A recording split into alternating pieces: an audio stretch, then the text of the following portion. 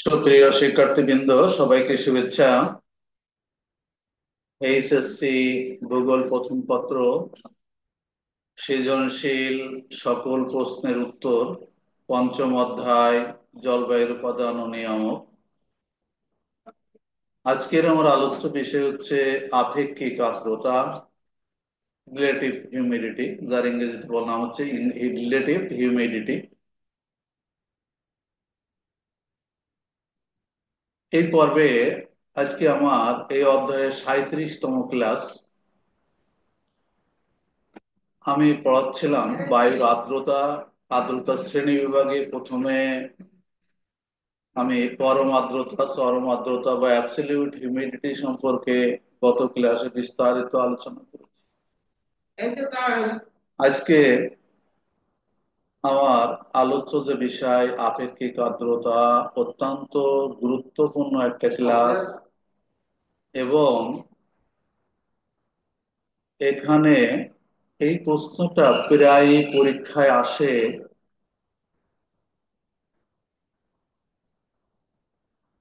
নিচে আমার ছবি সহ নাম দেওয়া আছে, এটা আমার ইউটিউব চ্যানেল। সবাইকে ইউটিউব চ্যানেলটা সাবস্ক্রাইব করে আহ্বান জানিয়ে ক্লাসটা শুরু করি। প্রথমে আলোচনায় আসি, আপেক্ষিক আর্দ্রতা কাকে বলে বা বলতে কি বোঝায়। আপেক্ষিক আর্দ্রতা হলো নির্দিষ্ট তাপমাত্রায় নির্দিষ্ট পরিমাণ বায়ুতে যতটুকু পরিমাণ জলীয় বাষ্প আছে এবং একই তাপমাত্রায় ওই বায়ু সম্ভাব্য যতটুকু বা জলীয় বাষ্প ধারণ করতে পারে তার অনুপাত।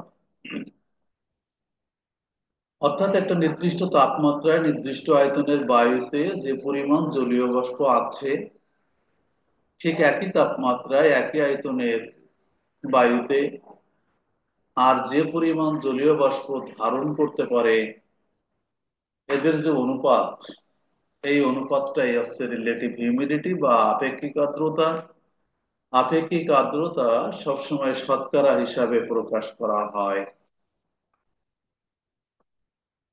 এখানে যদি আরেকটা সংজ্ঞা দেওয়া যায়, কোন নির্দিষ্ট তাপমাত্রায় একটি নির্দিষ্ট আয়তনের বায়ুতে যে পরিমাণ জলীয় বাষ্প থাকে এবং ওই তাপমাত্রায় একই আয়তনের বায়ুকে সম্পৃক্ত করতে যে পরিমাণ জলীয় বাষ্পের প্রয়োজন হয়, তাদের অনুপাতকে আপেক্ষিক আর্দ্রতা বলে। অর্থাৎ আপেক্ষিক আর্দ্রতা সম্পৃক্ত জলীয় বাষ্পের চাপের উপর নির্ভর করে। এখানে দুইটা জিনিস বোঝানো হয়েছে, একটা নির্দিষ্ট পরিমাণ বায়ু, নির্দিষ্ট একটা তাপমাত্রা, সেখানে জলীয় বাষ্প কতটুকু আছে এবং আর কতটুকু তার ধারণ ক্ষমতা আছে, এর শতকরা হার করলেই রিলেটিভ হিউমিডিটি চলে যায়। এখানে কিন্তু লেখা আছে এটা হচ্ছে সম্পূর্ণ, অর্থাৎ এই বায়ুটার একটা নির্দিষ্ট তাপমাত্রায় এই আয়তনের বায়ুতে যে জলীয় বাষ্প ধারণ করতে পারে পূর্ণটা ধারণ করেছে, কাজে রিলেটিভ হিউমিডিটি 100%। এটা 75%, মানে এখনো 25% এখানে ফাঁকা জায়গা আছে, অর্থাৎ এখানে বাতাসের আর্দ্রতা ধারণ ক্ষমতা আছে, জলীয় বাষ্প ধারণ ক্ষমতা আছে। এখানে 50% হিউমিডিটি, তার মিনস হচ্ছে এখানে 50% জলীয় বাষ্প ধারণ করেছে, আরো 50% জলীয় বাষ্প ধারণ করার ক্ষমতা আছে। যাই হোক, এইভাবে সাধারণত তুলনামূলক ভাবে।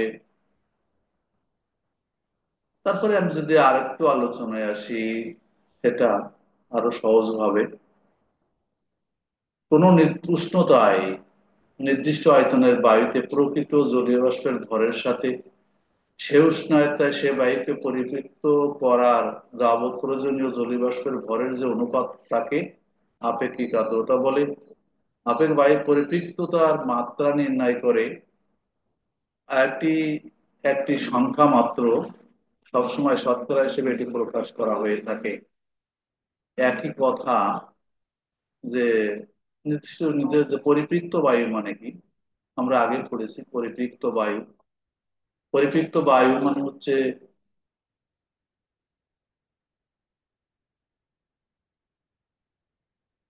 সম্পূর্ণ যে জলীয় বাষ্প ধারণ করতে পারে, সম্পূর্ণ পরিমাণ জলীয় বাষ্প বায়ুতে থাকা, সেটি হচ্ছে কিন্তু পরিপৃক্ত বায়ু। একটা নির্দিষ্ট আপনার নির্দিষ্ট আয়তনের বায়ু যে জলীয় বাষ্প ধারণ করতে পারে, সম্পূর্ণ জলীয় বাষ্প যে ধারণ করে থাকে, তাকেই পরিপৃক্ত বায়ু বলা হয়।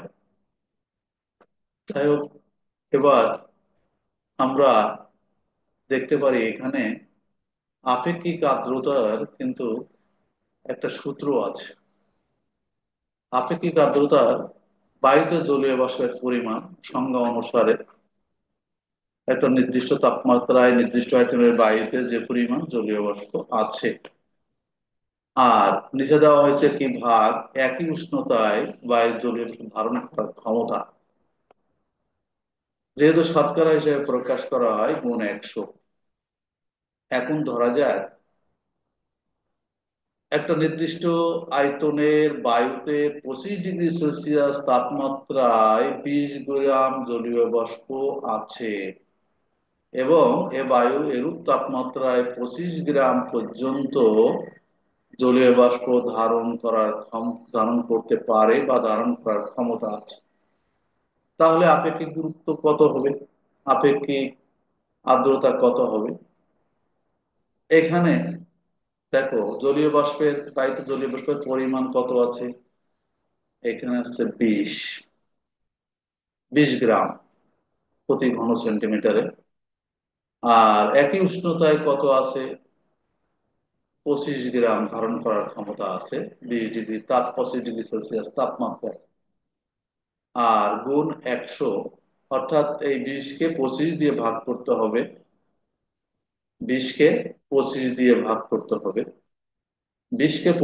ভাগ করলে 0.0.8 হয়েছে, তাকে যদি 100 দিয়ে গুণ করা হয় তাহলে সেটা 80% হবে।